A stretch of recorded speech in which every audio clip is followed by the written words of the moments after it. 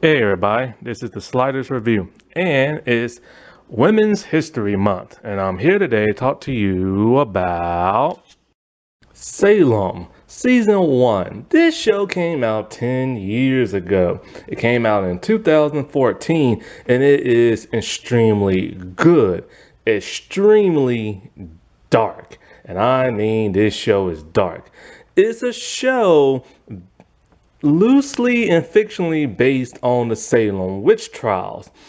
And when I say this show is dark, oh, I'm not kidding. This show is disgusting dark.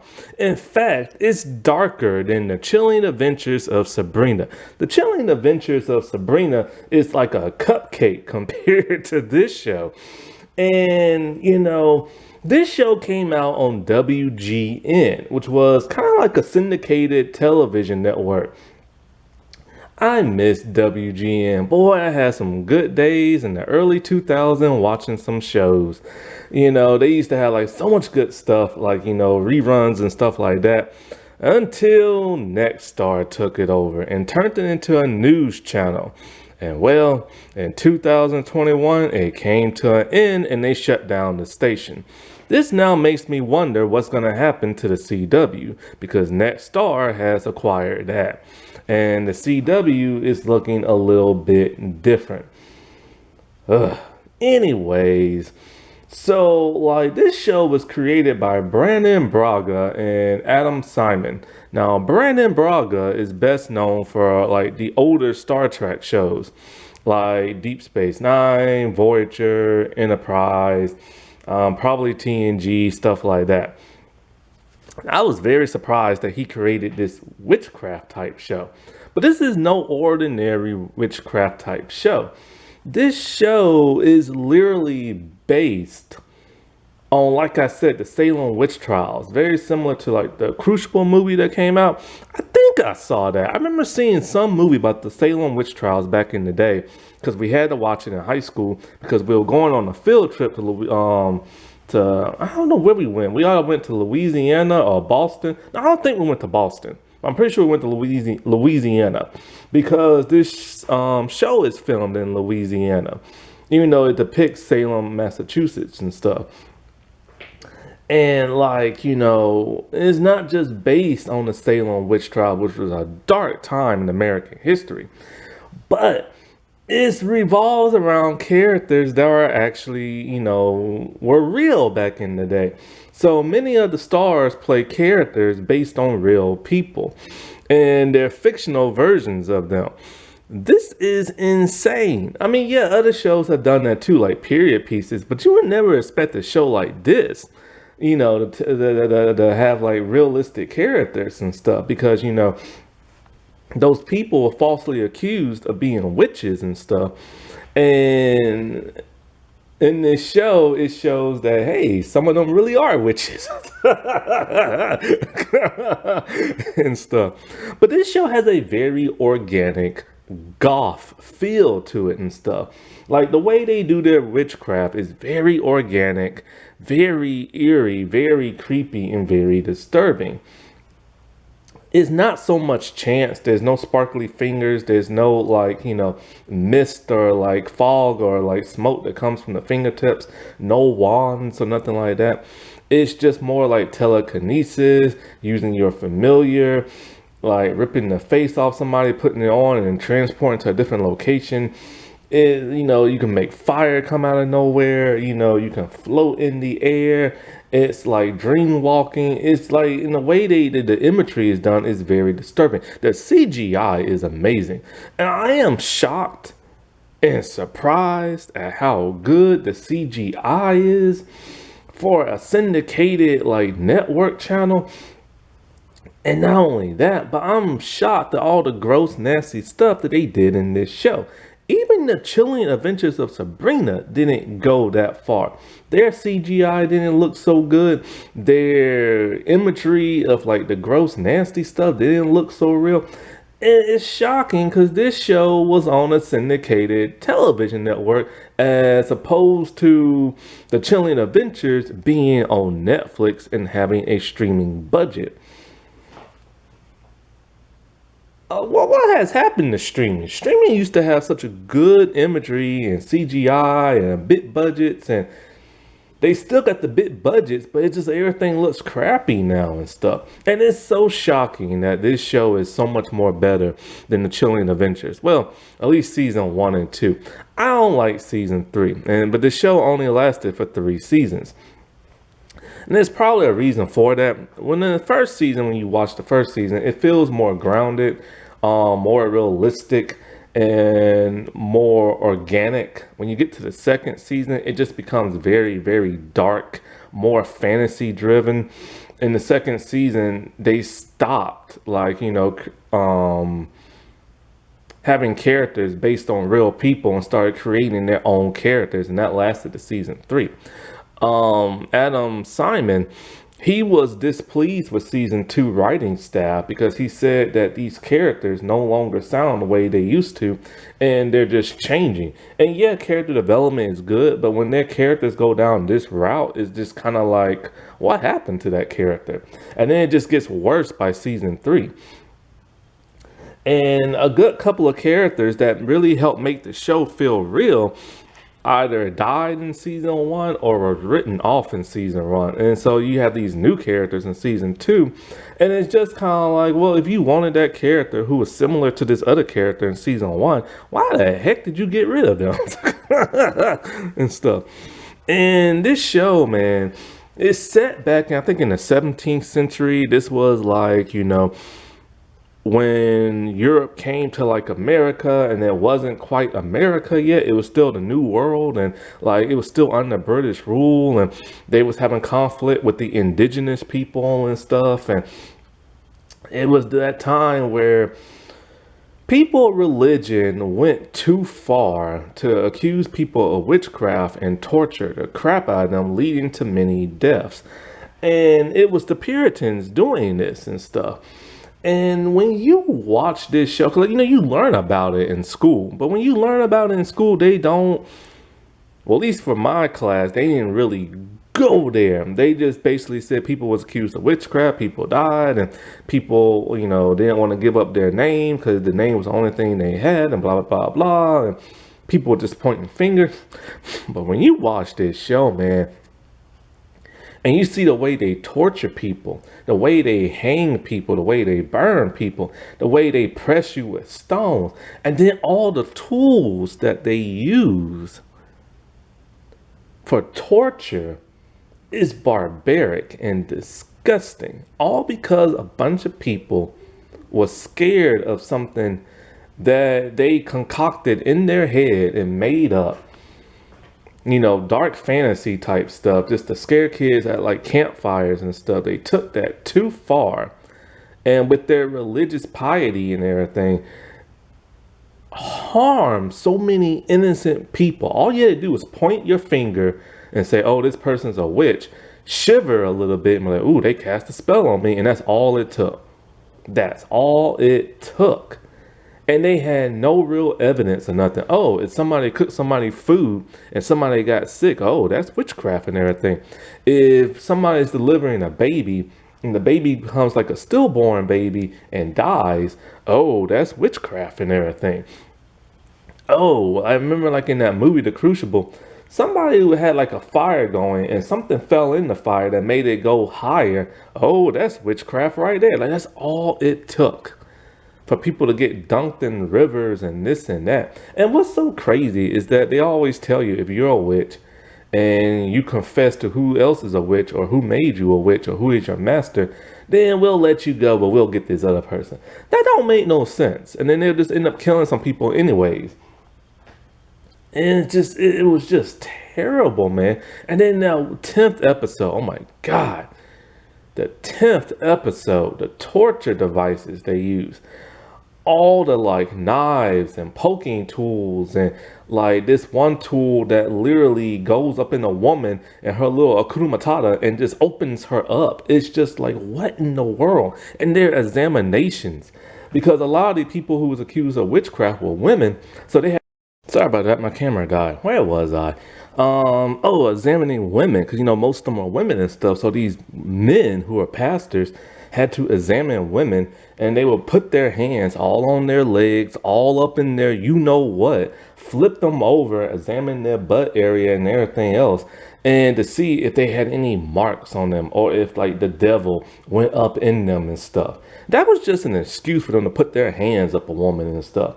And it is just so terrible, man. It is really a stain on this country, what happened all those years ago and stuff. And thank God it ended, because they realized all these like examinations and all these tests ain't proving nothing. And it's just people making crap up. And this is really a witch show like none other. I've never seen a witch show like this. Like never. Like Charmed has never been like this. The Chilling Adventures of Sabrina, Sabrina the Teenage Witch. All these other, like, and so many other ones that I've watched in the past. Like, I've never seen a show quite like this before. And I will say one thing: the way they do their nudity in this show is amazing. Like, you never really see nothing other than just like a person's butt. But like these people full out like naked on the show, but they choreograph it in a way that you can't see it. So of course they do the whole, they'll put an object in front of your private parts, right? But normally when that happens in TV and movies, a person's standing still.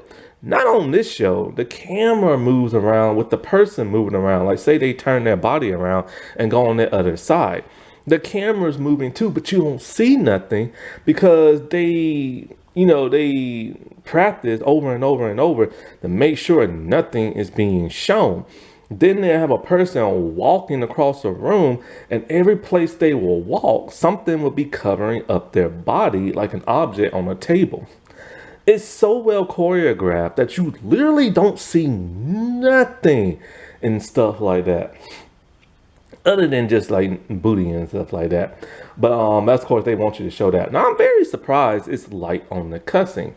Because they'll show nudity on this show. They'll show a woman have a giant toad and shove it down a man's throat. They will have a rat going up a woman's hoo-hoo-ha and everything. But like, they didn't cuss.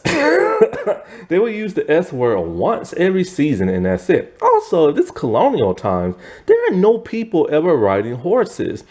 You only see people ride like a carriage once per season, and that's it. You won't ever see nobody ride a horse for some reason. You just see people walking around constantly and everything. Like, did they not ride horses back then or something? Oh boy, I swear. But like, yeah, once you get into season 2, characters, like, they have character growth and development, but they just turn darker and darker and darker. But then by the 3rd season, it's just kind of like, what the heck has happened to this show? Like, it just was not good in the 3rd season, and they in the episode order dropped, because the first 2 seasons had 13, and then the last one only had 10. So you knew the writing was on the wall and stuff. I don't remember how I watched this show back in the day. I think I watched it online. I think it was on Netflix or something like that. Or did I watch it on TV? I'm not really sure, because I do remember it being on WGN. But you can only find it now on Hulu. It used to be on the CW. In fact, I wanted to talk about this show 2 years ago for Halloween, but like I said, okay, I'll just put it off. I put it off too long to where the CW, the streaming app, no longer has it. And so now it's on Hulu and stuff. And so this show is about people living in the new world, which is now, America and stuff, but not really called America yet. And so, well, actually, I think it is. And so, like, it's a group of people living their lives, and all of a sudden there are witches in town, and they've been there for the longest time. Salem is supposed to be like the epic center of, like, the new world order and power and stuff like that because of witchcraft. And nobody knows exactly who are witches because they don't look the way you think they do. Although there are some hags that are witches, and those are like the elder witches that live out in the forest and in the woods. Oh, the cast is stunning, by the way, and they can act so amazing. It's very well casted. especially Janet Montgomery. Oh my God, dude. She is like a TV version of Eva Green. And it's just, she is amazing in this show. Now, every woman in this show is gorgeous, but they always make sure her hair looks the best out of everybody. It always changes and stuff. And she wears some of the best costumes in the show. Now, the costumes are very realistic, except for hers and Lucy Lawless in the second season, because they have to wear more fancier, richer, gothic looking clothes that looks more modern and stuff. But they just look exquisite. And so, like, you have people like reverends and stuff like that. They try to, like, they're witch hunters, and they want to like kill the witches and all this stuff to purify like the new world and all this other stuff. But the witches are brewing up something. They are see, the thing is, they need sacrifices. So what they do is that they have someone accuse somebody of being a witch, and like that person is put to death and they're innocent, and so they need a certain amount of people dead for this event to happen and stuff. They want to cause a plague, the pox and everything, so that the pox can go and kill more people and more suffering and stuff like that. They have an avatar-ish type person in the form of Mary Shibley. And so, like, she does their bidding, and she's very ruthless, very strong, very powerful, very strong-willed. She is the antagonist of the show. She is pure evil, but she has a soft spot. She cares about her friends, but she loves this one man more than life itself. This one man is the only person who can make her turn good, or good-ish and stuff. And so, like, there are people trying to stop this, like, dark coming, but they don't know exactly what exactly is happening. And even though she is evil and everything, and very well played, there's one man in this show who is worse than anybody else, and that's Increase Matters, a reverend based on a person in real life, just like Mary. And he is a pastor who wants to rid the world of witches and will do anything he can to do that. And he has some of the most cruel methods I have ever seen in a television show. This man is more evil than the witches in the show. And he's like a Puritan pastor and everything. And so let's get into a couple of, like, character profiles. Now, before I get into character profiles and stuff, you might be wondering when you watch this show, why none of the witches were burnt at the stake? Well, there is a reason for that. See, in American history, it was more common to hang a supposed witch. The burning stuff, that only happened in England. So yeah, so you would have just got hung, or had to do the little drowning test type thing in America, but over in London they will burn you. The seer is a very unusual man. He's a hermit who lives out in the forest or woods, and he keeps to himself, but he allies himself with that of the witches. He's blind, but yet he's able to see everything. Even he can even locate a witch no matter how far they are. So a lot of the witches, when they need, like, to locate somebody or a human, then they go to him and stuff. He's not really bad or good or nothing like that. He's just a very peculiar person who pops in and out the show.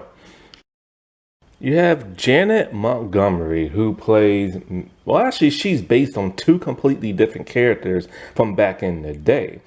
She is based on Mary Walcott and Mary Shibley. And so, but she mostly plays, well, she plays both, but like, yeah, she's married to George Shibley. Now, I'm not going to go into historical fact of what these people did back in the day, because it's way too long, and I really don't feel like it. I'll probably get into one, but not all of them. This woman is just simply amazing. Like, she's evil, but you root for her at the same time. But then you also want her to get caught at the same time.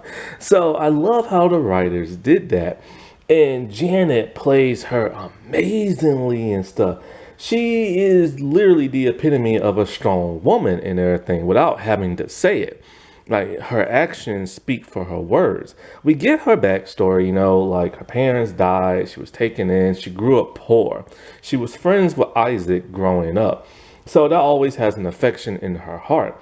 And so when she became a witch, and later married this man, because she was told that her lover, John Alden, was like killed in like war. And so, but John was actually alive, but she didn't know it. So she married this man, George, for his wealth and his power.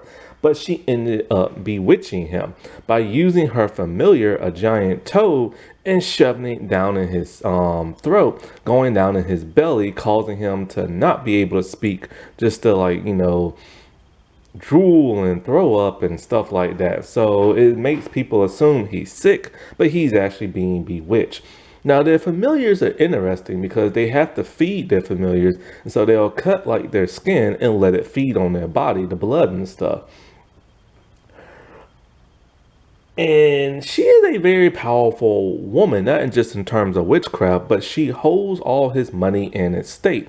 And it's to the point where, as a woman, she has a lot of sway in town. People listen to her. She's able to vote on like committee type stuff. Like, she gets the job done. And this is something she's always wanted.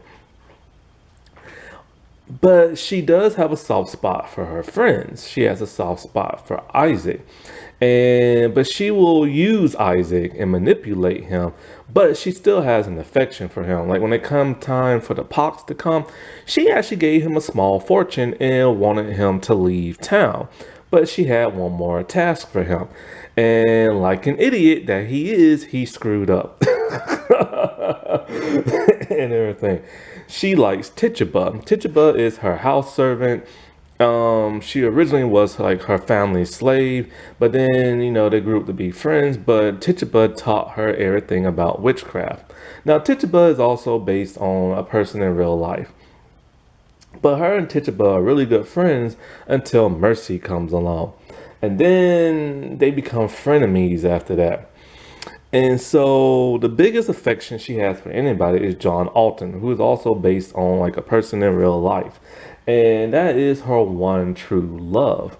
And she will do anything for this man. Like before he went off the war, like, she had an affair and like, I think, no, wait, she married, what's his face, after she thought John was dead. Anyway, George, her husband, had like, John put in like war and everything, drafted him and everything. It really pissed her off. And he also put like a branding on Isaac because Isaac was a fornicator, because Isaac was just caught kissing a woman, and then he later saw that woman naked, and so they're like, ooh, fornication. And so they put like a branding on his head. And so like she just hates George to death. He's older, she doesn't like being with him, but she was pregnant with John's baby. And she couldn't let George find out, or anybody. So her and Tituba went into the woods and they got rid of the baby through witchcraft. It's so disturbing how they got rid of that baby. Basically, Tituba does her magic stuff with her hand on the belly and presses down on Mary's stomach, flattening it out. It is a disturbing scene. But here's the thing. When I watched it years ago, I remember seeing this big belly go flat. I don't see that no more. I didn't see it in the CW version, and I didn't see it on Hulu. So maybe they edited that part out, because I remember that part just grossed me out. It was more gross than a frog going inside a man's throat and stuff.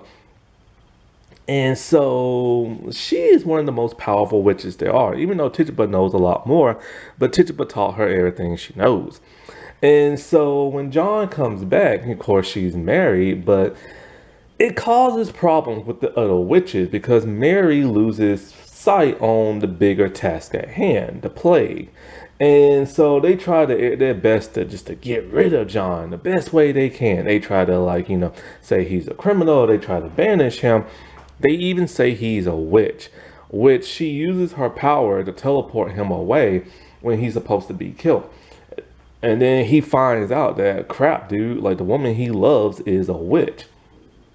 She does everything she can to him because he has a MacGuffin that she needs for the plague, and so she has to dream walk in, like, his mind, where she becomes lost in his dreams, and it's hard for her to get out of, but she finds the MacGuffin to where he buried it and stuff. And so after this, she wants to run off and be with him, and he doesn't care that she's a witch. And so, but she has some more stuff she has to take care of in town.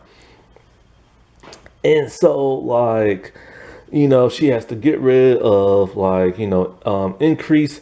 She has to continue with this whole plague thing, but she doesn't want to do it. So she has Isaac try to get rid of the MacGuffin, but like an idiot, he opens it up and causes the plague. But after that, she is tempted by staying into Salem, because it's revealed her son was never, like, aborted and stuff. So he basically been growing up for 7 years with like the elder witches. And so she stays in Salem while John is arrested by witch hunters and is later shot, but saved by the indigenous people. Captain John Alton. So John Alton, he is played by Shane West. And I remember that dude from an episode of Sliders. And so he is based on a real life person, and a very controversial one at that. There was so many scandals and controversy with the real John that I don't even have time to go into. Anyway, so this one is the lover of Mary Shibley and stuff. And he's a very noble man. Like, he is our protagonist. He wants to do the right thing. And so he was sent off into the King William's War, which is a war I've never heard of. So schools are not teaching people stuff like they should. Basically, him and a bunch of other colonial men went to go fight against the indigenous people, aka the Native Americans. And because they were just at war with them, just like because they just wanted to get rid of them and stuff. Basically, history. Basically, white Europeans came to like North America and try to take the land from the Native Americans, which started so many battles and conflicts and this and that. And so, like, it was presumed that he had died for like, it's been like 10 years and stuff, right? But he was actually a prisoner of war. And when he comes back to Salem, he sees that a lot has changed. His lover is now married to one of the most powerful men in Salem. There are witches everywhere, and people are being hung for that. And so a friend of his named Giles, who I think Giles Corey, I think his name is, but Giles is based on a real life person as well. And so, he tells him that, like, stay close to Mary because she's married to a wealthy man, and one day he's gonna die and she's gonna inherit all his fortune and stuff. But Giles has a hidden motive. See, he was in the woods when he saw Mary and Tituba get rid of the baby. So he tries to blackmail Mary. Well, Mary's too smart for that. Mary always thinks about Mary first. And if she suspects that you suspect her, she will get rid of you. And how does she does that? Well, she has bewitched a woman by the name of Mercy Lewis. And she has Mercy pretty much point people out and say they are a witch. This is all for the grand rite. That's the big, plague that's supposed to hit people. So she needs Giles dead. And he is pressed by stone, just like he was in real life. This pisses off John to where he does not like the man who had this murder committed, and that is Cotton Mathers, the Reverend. So him and Cotton do not get along, but then ironically, later on in the series, they actually befriend each other because they have a common goal. That is to get rid of the witches. And so at some point in time, there's a man comes into town with an artifact, a witch artifact, and John finds that out and he kills this man. But this man tried to blackmail him because John, like I said, is scandalous and stuff. And basically, John killed 19 men, and now this other man with the artifact makes 20. And so, like, it's a dark secret of John. The reason why he killed those 20 people, people say he's a traitor. Now, I'm just going by the show, not real life. So in the show, these 20 people were his own soldiers and stuff. Basically, what happened was this. He was captured by one indigenous group and they took care of him and taught them their ways and stuff like that, their language, and they just befriended him. Well, one day on the hunt, they come back and they see their village has been ransacked. It was by the white men. Why? Because the white colonials, they didn't care which indigenous group it was. They just started attacking all of them. And they assumed that the indigenous group that they attacked were the ones they went to war with. But they are completely different, with completely different like face paint and this and that. So John got pissed and murdered all his soldier people and stuff, branding him a traitor. And so, like, later on, this is found out, and he's also put the trial for this on the show. So, him and Cotton, they literally go around doing their investigation stuff, trying to stop this big forthcoming of this evil apocalypse type thing. They capture a witch in a very awesome way. Like John has the artifact on like, his nightstand and he's asleep in bed and there's a witch coming in and she falls through the floorboard onto some spikes. They take her into the woods and they interrogate her. And so like, but Mary, of course, he wants her so bad. Mary is the type of person who also get jealous. There is a woman that has affection for John, and Mary don't like that to the point where she bewitched this woman and stuff. But even when Mary is inside his mind goes from out of that, like making love to Mary or making love to like that Hale girl and stuff. And so this just really upsets like Mary and this and stuff, but she does find out where the MacGuffin is at because she dream walks into his like mind and stuff. But she does become lost with images of Anne and then images of war and like indigenous people and stuff like that. And so after a while, he also befriends Isaac, and Isaac, and Cotton are the ones trying to like stop all this. But then later on, Isaac just goes on his own merry little way, it's to the point to where John is later accused of being a witch by Tituba of all people. Because when she got accused by Mercy, she had to put the blame on somebody else. And like I said before, everybody wants John out of town because he is Mary's one true weakness. The witch's elders want him gone. Anne's father, who is a witch, wants him gone, who is the magistrate. But then once he starts befriending all of them, they don't no longer want him gone. But then the witch's elders still want him gone and stuff. And so they have Tituba, like, do that for them. And so she lies and says John is a witch. So he's put on trial. And Increase knows that John is not a witch, but he knows he is a traitor and stuff like that. So he's going to trial for that. But then things look bad for John when, like, even to the point where Cotton doesn't really want to believe him because the MacGuffin where John buried it is gone because Mary took that. But Kim and Cotton are still friends, and he's upset his father for doing this crap. So literally Isaac begs Mary to use her money, resources, and this and that to get John out. Well, instead she uses her witchcraft and she teleports within his cell and teleports him out. And he's shocked that she's a witch, but then he's okay by it. So he waits in the woods, but then a bunch of witch hunters come to get him. They fight with a group of indigenous people, and then John gets shot. And then we don't know his fate until the second season.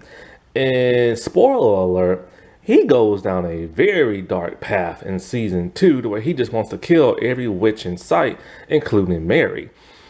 Tituba, she is based on a real person.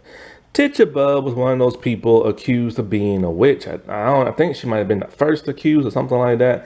And she was basically beaten and tortured to revealing other people to being witches, even though they wasn't back in the old day. This is real. This is based on real life and stuff. And she was also a slave. Now her race is debatable. People aren't really sure what she is. It's always been assumed she was black, or probably from Barbados or something like that. But then there are those that think she might have been Native American or a combination of both. Now she was married to a Native American man, and so she was sold for slavery, and then she was beaten, tortured to out people as witches and this and that. She had a hard life, and it just breaks my heart what the real life woman went through. Now the one on the show is a little bit different. Still born into slavery and everything from her home country. She was brought here, sold to slavery, then she was sold to the Wilcox, where she met that of Mary. They grew up to be friends, and then she taught Mary everything she knew about witchcraft. Her and Mary get along very well, but she worries about Mary because Mary is too in love with John, to the point where Mary wants to constantly dream walk into John's mind just so she can make love with him so she won't get caught. But she ends up getting lost, and this causes Tituba to get concerned and tell her to stop doing that. And Tituba is the one who helped get rid of her baby and stuff. And so Tituba literally is a strong woman who's been through it all her life. And so when Mercy comes around, she wants Tituba out the picture because she wants to be Mary's number one person. And so when Tituba finds that of George, Mary's husband, and places her familiar inside him, a tarantula, this is when Mercy outs her, and so she is in prison. And then when she's in prison, it's one of the most saddest episodes ever. It's episode 10, The House of Pain. Basically, the brothel is no more, and it's now a house of pain that Increase has created. Out of all the people on the show, this is the only one we ever get to see tortured and stuff. It's why? Why the black woman have to get tortured for? And stuff. And so, the tools that he uses on her are just barbaric in nature. Literally, there's a tool that goes up in a woman and opens her up. And all kind of other things. And the good thing is we really don't see her get tortured. We get her backstory that she tells us and we get to see it and stuff like that. But then there is a montage of her being tortured and screaming. And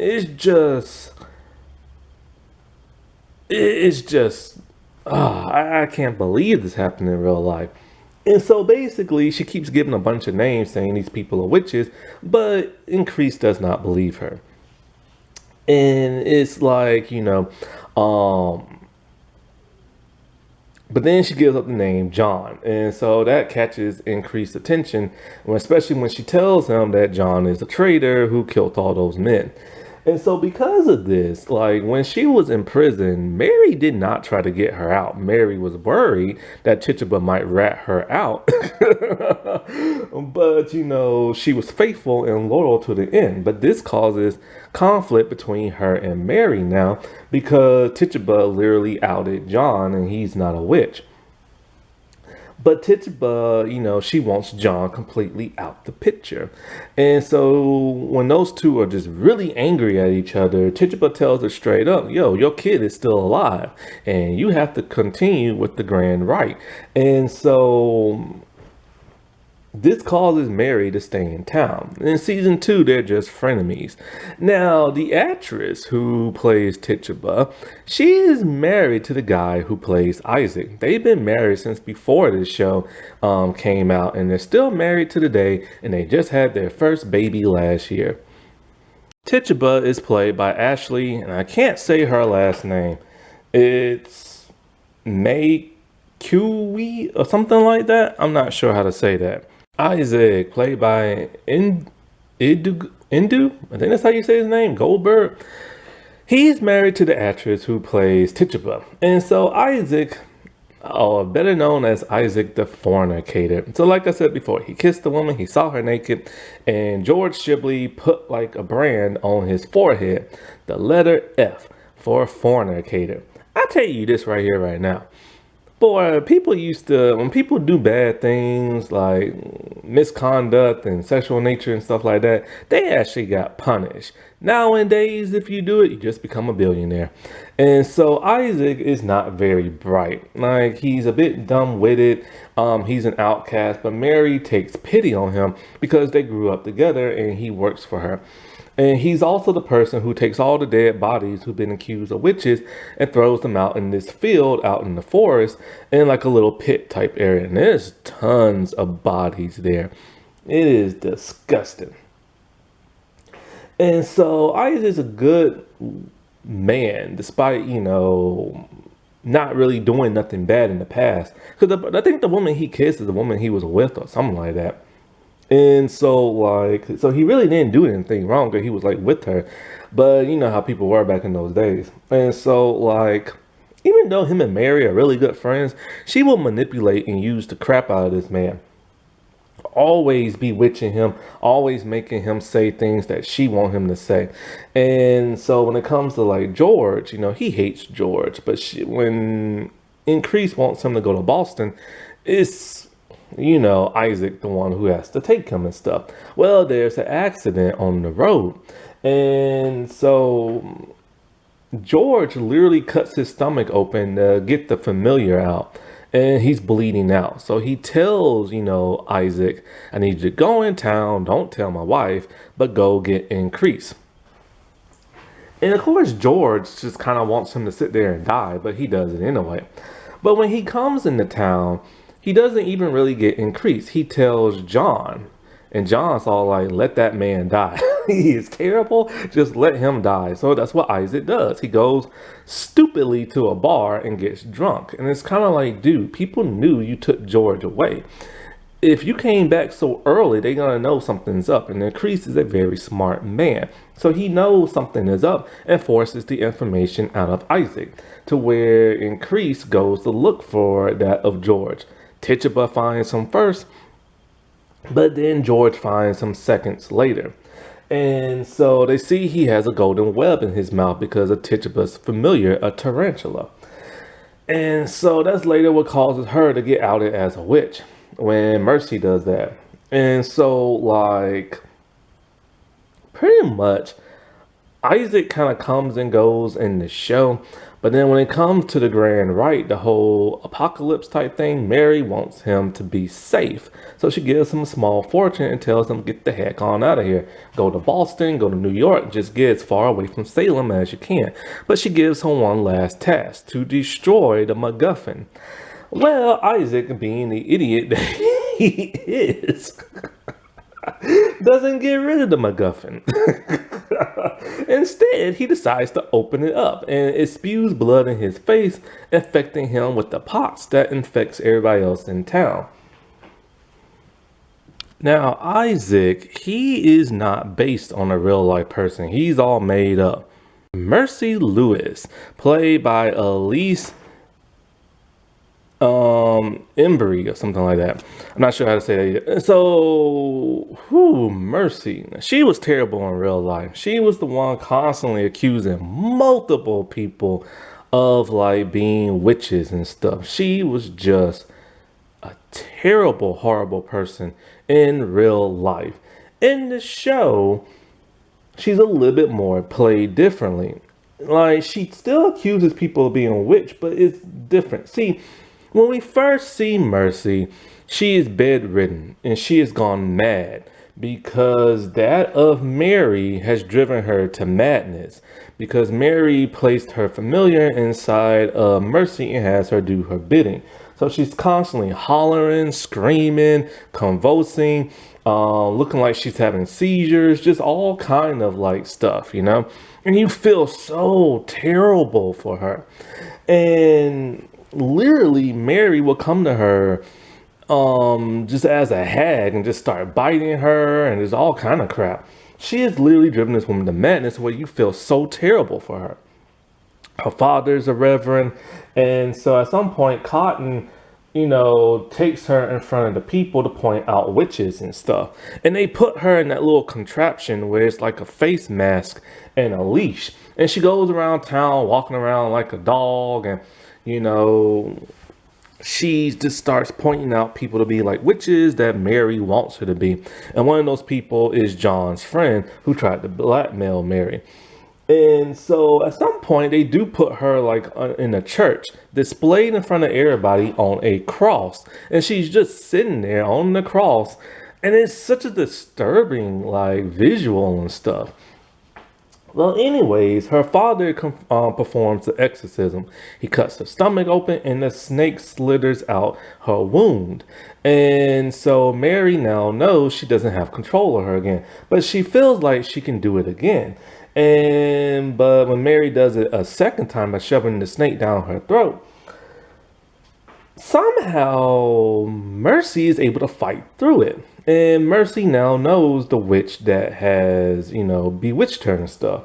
So one day, I don't know how Mercy did this, but she kind of projected herself in Mary's mirror. But then she had no knowing of doing that. Well, anyways, at some point, a group of girls start talking to Mercy, asking her what it was like and this and that. And they start worshiping her because of it. But this one girl whose dad is abusing her, he's a drunk, he beats her, and he's going to sell her to like a harlot house, a brothel and stuff. And she doesn't want that. So they pretend to put her on that little leash thing, and she's supposed to point out a witch. This terrifies the crap out of Mary, because Mary's all like thinking, telling Titchby, this ain't my doing and stuff. And so they all like, where's the witch? Mercy, where's the witch? And she starts going towards Mary, and Mary's just looking scared until she points out that girl's father. So the girl's father is in prison after that. And so he's there, but they find out he's not a witch, and then he's let out, and the girl is scared. And so Mercy and them group of girls beat the crap out of him and rip his body apart. Why? Because at some point in time, Mercy goes to that of Mary and is all like, I want to be just like you. And I'm thinking to myself, wait, hold up. This woman has bewitched you for the longest time. And now you're sympathetic and want to be her friend and want to learn from her and be a witch yourself. What? So anyways, this causes Mercy to go down a dark path. Tituba's all like, look, man, we can't trust this woman. Kill her. And so Mary is going to kill her at one point, but then she has sympathy talking about, you were just like me. You grew up poor and this and that, and you wanted more. That is the problem with Mary. She has a heart inside her, And so, but this heart will come at the backfire because Mercy is too much for Mary to handle. And so learning the ways of witchcraft, she's learning very fast. She will dream walk into people's minds and cut their throats and stuff like that. Because basically this one lady's mother said something bad to this one girl, so she kills her. And they assume this other family did it, so they are now supposedly witches and they die and blah, blah, blah, blah, blah. And so anyway, these group of girls are learning witchcraft as well, but just the basics. And so I think what it is, somehow Mercy is able to take control of that of Tituba's familiar and does something with somebody else. And so it is literally Mercy that rats out Tituba because she wants to get rid of her, which causes Tituba to rat out John because she wants to get rid of him.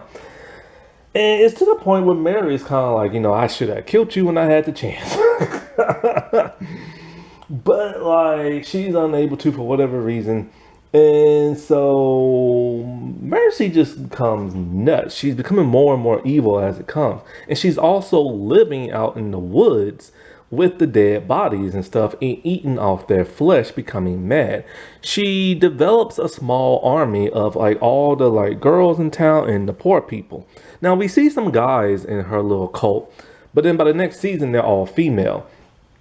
And she's literally raising the army to take up against like Mary and the others and stuff.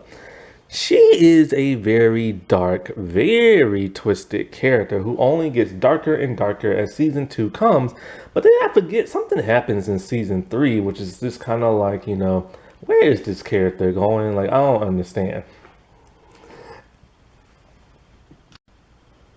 Anne Hale, which is a fictional character played by Tamsin Merchant. And so you remember Tamsin Merchant? She was supposed to be in Game of Thrones, but she didn't think it was going to do that well. And then what's her name that was in Secret Invasion? That one actress. God, I forgot her name. That British actress took on the role of the Mother of Dragons, and so she lucked out. But she made up for it by starring in this show, Carnival Row, I think it's called, and some other stuff. So she did good for herself, after making a huge mistake of not being the Mother of Dragons. And so, like, she is a sweet, innocent, nice girl.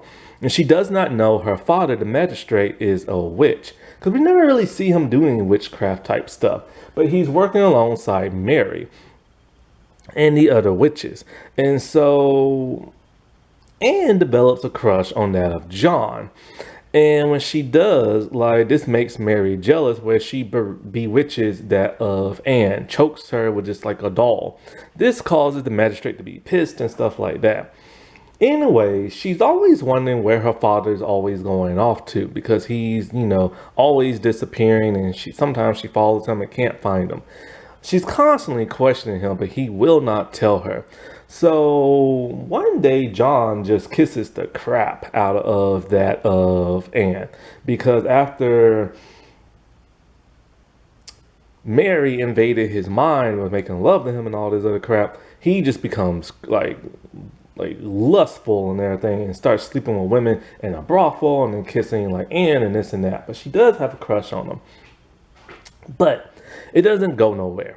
And so the whole big story with her is that she's trying to figure out what the heck her father is up to. One day she sees a mask. This mask is the former face of a man, and she has no idea. So she kind of looks through it a little bit, like holding it up, and you can see a forest through the eye holes.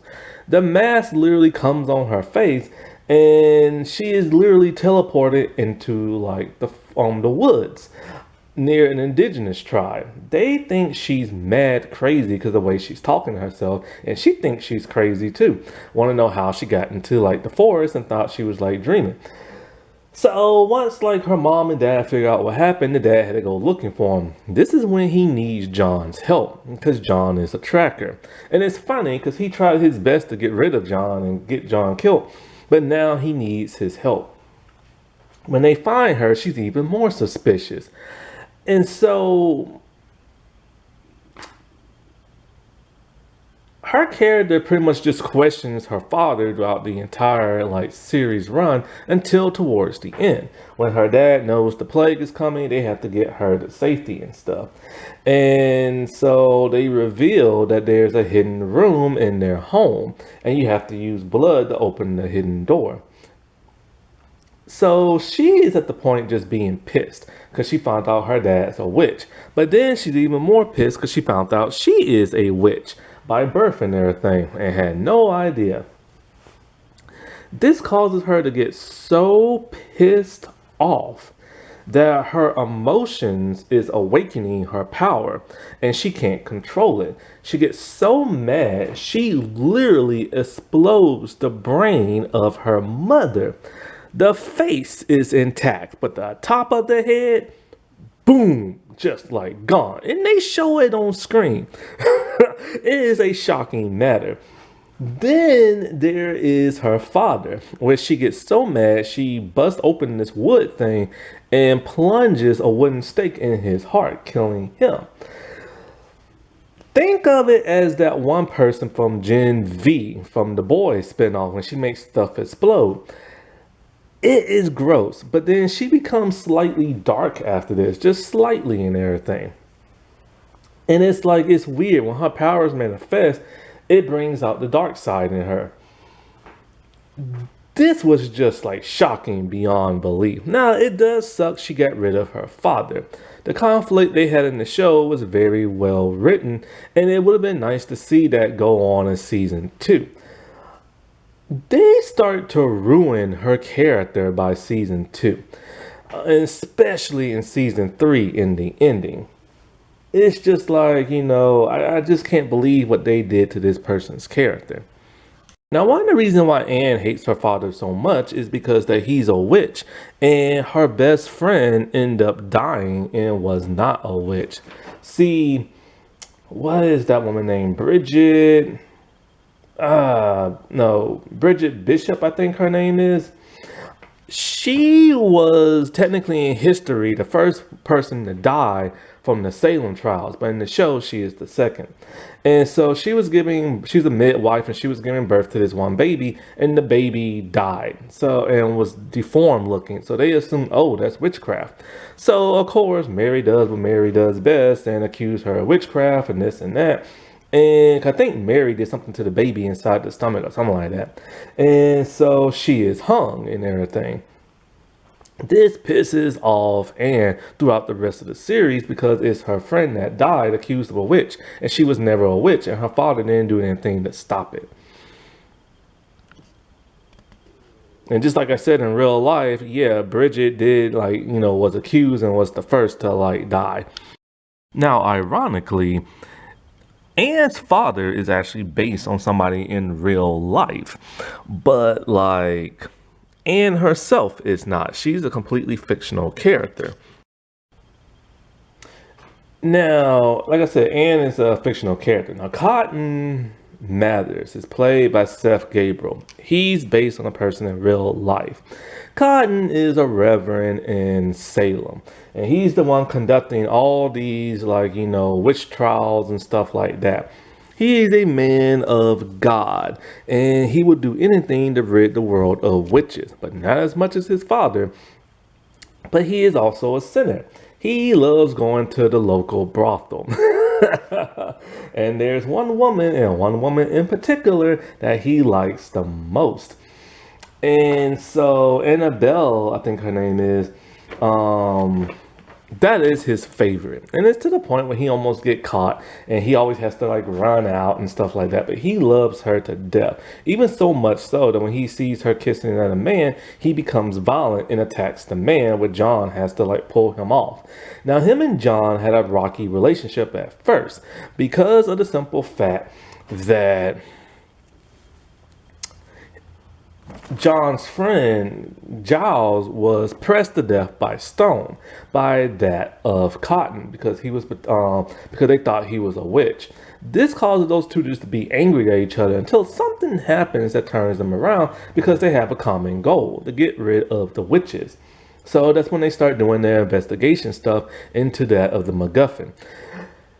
Cotton is a very smart man. He starts to ease up after a while. Now, he goes through the most character growth than any other character. Once his father returns, everything changes with him. His father is very brutal and stuff like that, and he does not like his father's methods. His father is always condescending him and stuff like that.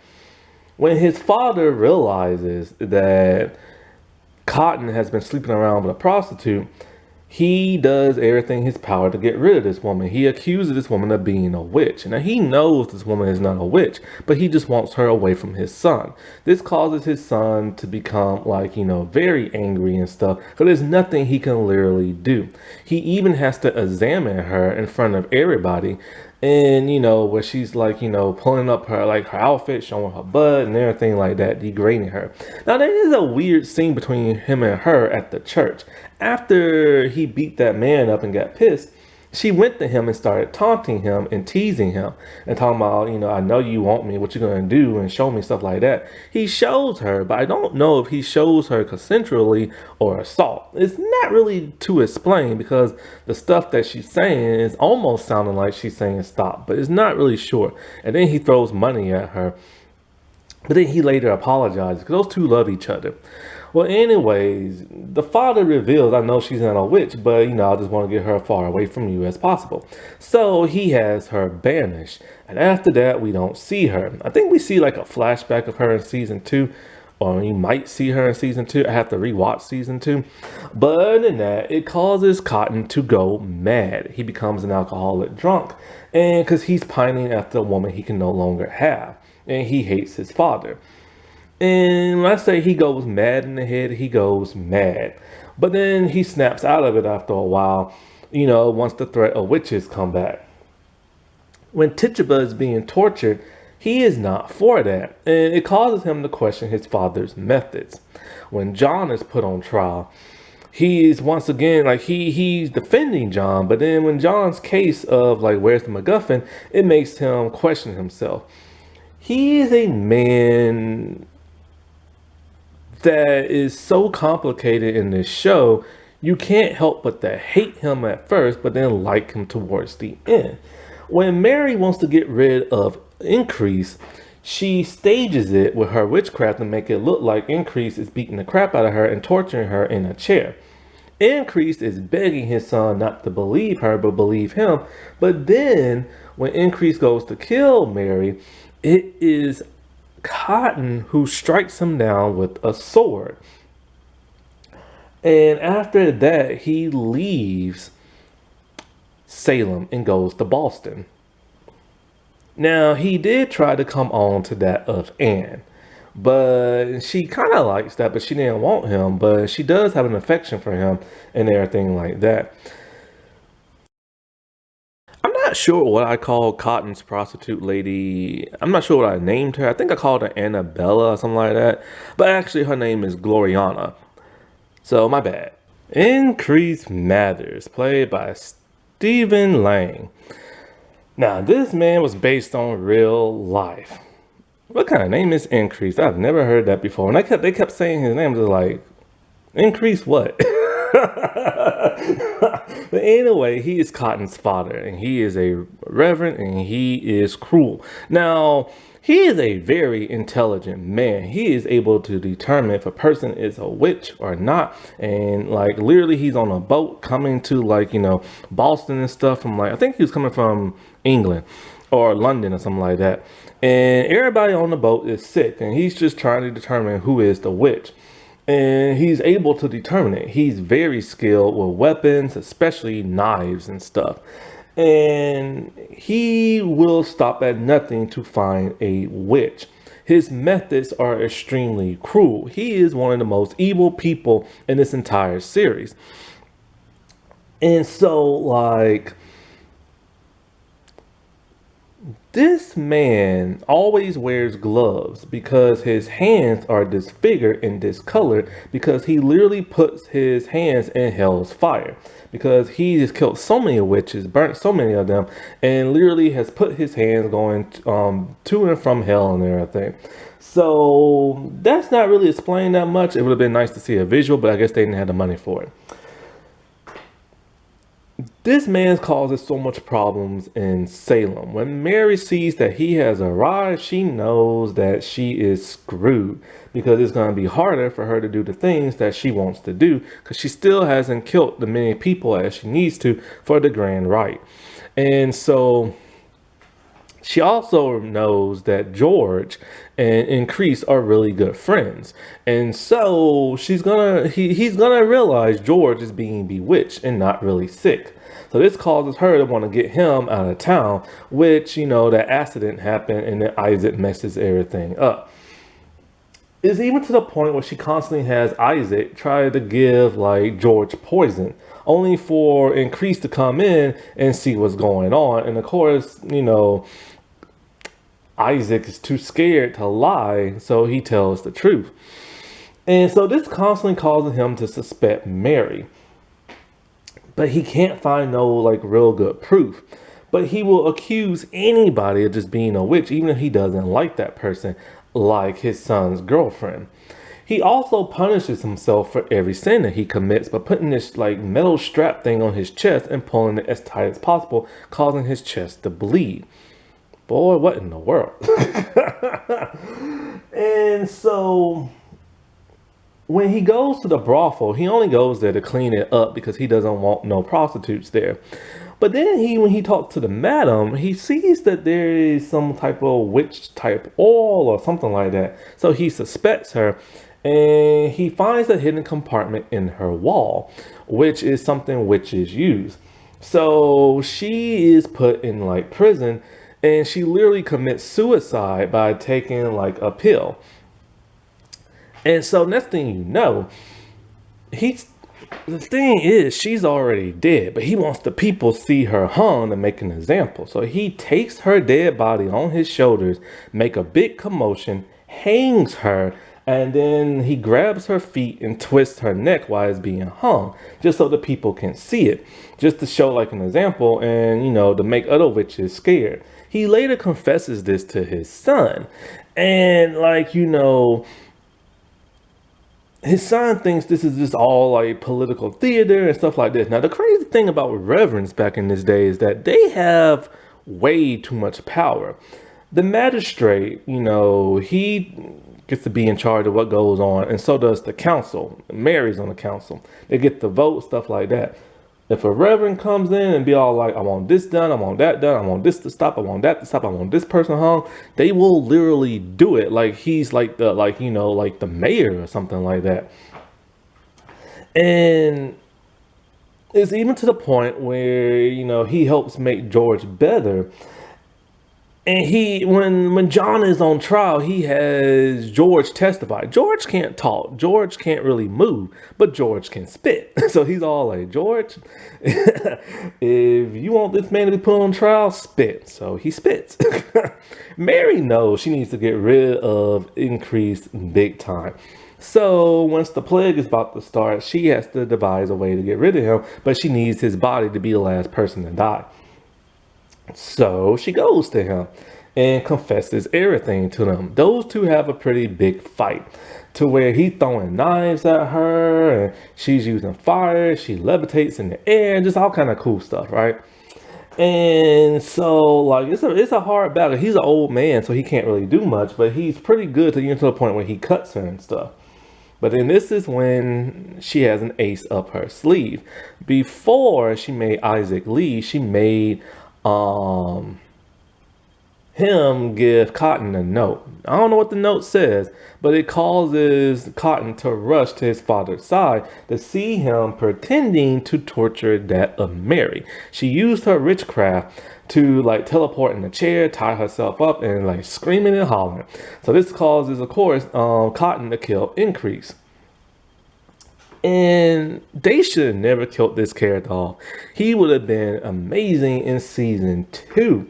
But, they bring in other characters to fill his void. But man, what he could have brought to season 2 would have been amazing.